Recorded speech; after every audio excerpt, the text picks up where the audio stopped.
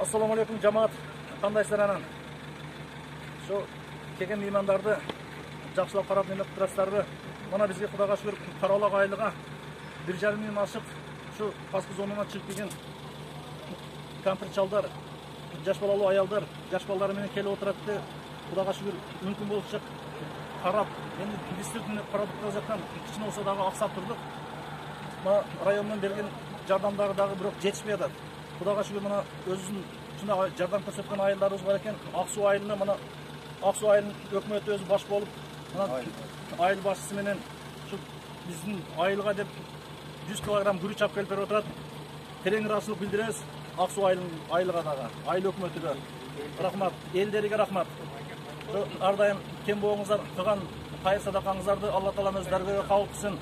Рахмат Ак суу айыл өкмөтүгө дагы, элге дагы. Zafarcan rahmatga. Haydi,